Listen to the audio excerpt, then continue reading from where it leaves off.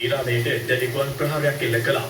සිය රටට තර්ජනයක් වන න්‍යෂ්ටික වැඩසටහනක් ඉරානීය දියත් කරන බවට චෝදනා කරමින් ඊශ්‍රායලයේ දියත් කළ මෙම මෙහෙයුම නම් කර තිබුණේ ඔපරේෂන් රයිසන් ලයින් ලෙසින්.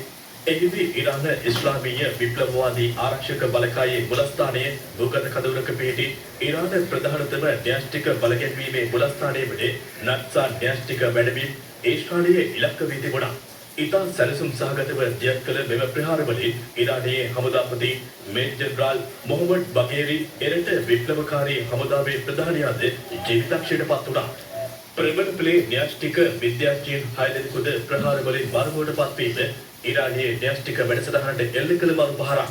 ප්‍රහාරවලින් අනතුරුව ඊශ්‍රායල් බලධාරීන් ප්‍රතිප්‍රහාරවලට මුහුණ දීම සඳහා ඊයේ දිනේදී සියලු පාසල් වසා දමමින් සූදානම් වුණා. ඔවුන් අපේක්ෂා කළ ආකාරයටම ඊයේ රාත්‍රී ඊශ්‍රායලයේ ප්‍රධානතම නගර දෙක වන ටෙල් අවීව් සහ ජෙරුසලම වෙත ඉරානීය දැඩි ප්‍රහාර එල්ල කළේ බැලිස්ටික් මිසයිල් යොදා ගනිමින්.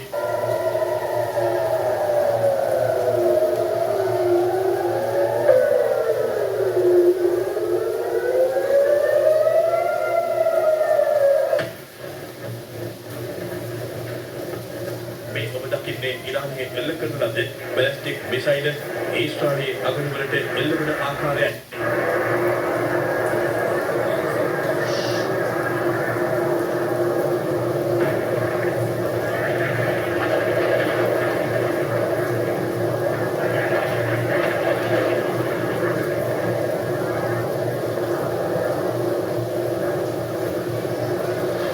මිසයිල් ප්‍රහාර වැළැක්වීම සඳහා ඊශ්‍රායලයේ අයන් ඩෝම් ඇතුළු ගුවන් ආරක්ෂක පද්ධති ක්‍රියාත්මක කළා.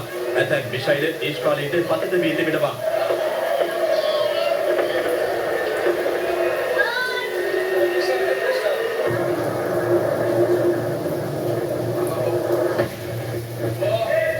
විදේශ මාධ්‍ය වාර්තා කළේ ඇමරිකාවේ ආරක්ෂක මුලස්ථානයේ හෙවත් පෙන්ටගනයට සමාන ඊශ්‍රායලයේ ප්‍රධාන අනදෙන මුලස්ථානයේද මිසයිල් ප්‍රහාර එල්ල වී ඇති බවයි.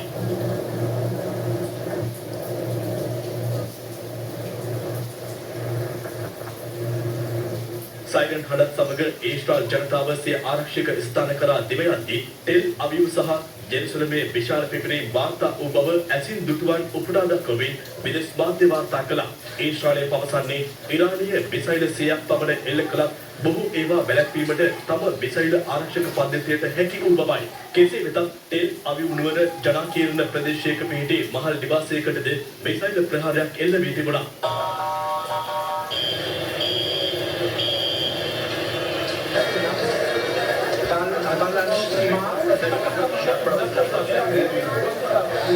Israel's ambulance service said several people were treated for shrapnel injuries in the Tel Aviv area. So we are in the heart of civilian area, and rockets fell here and made a massive destruction.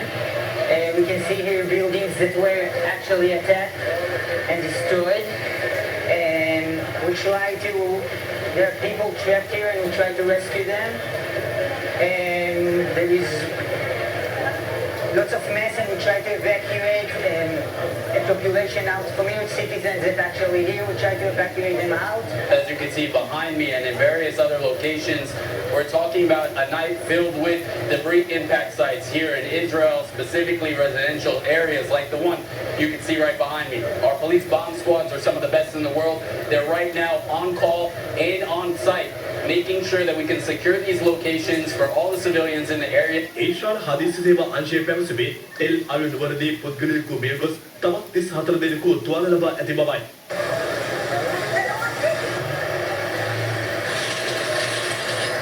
ප්‍රහාර වලින් විනාශ වී ගිය ගොඩනැගිලි වලට යට වූ පුද්ගලයන් සොයන අයිලෝන් පළාතේ සහන සේවා නියෝජ්‍ය අධ්‍යක්ෂක රාමි මුෂල් පවසන්නේ මෙය ඉතා අමාරු සහ සංකීර්ණ ක්‍රියාවක් බවයි.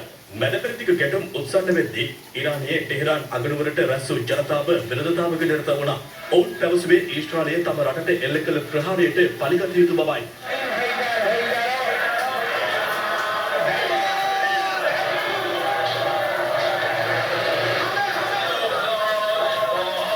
که رژیم صهیونیستی اشتباه خطای بزرگی کرد، غلطی کرد، عواقب او چاره خواهد کرد به توفیق الهی.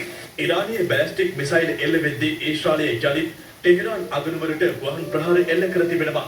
ඉරාන බලධාරීන් පවසන්නේ ඒ ශක්තිල් මිසයිල් දෙකක් ටෙහරාන් අගනුවර තෙලාබාද් ගුවන් තොටුපළට පතිත වූ බවයි. මෙම ප්‍රදේශයේ ඉරානයේ ප්‍රධාන පෙළේ නායකයින්ගේ නිවෙස්වලට ආසන්නයේ පිහිට ඇතැයි විදෙස් මාධ්‍ය වාර්තා කළා. මැද පෙරදිග උත්සන්න වී ඇති යුදමය තත්ත්වය සමනය කිරීමට දෙරටම ක්‍රියා කළ යුතු බව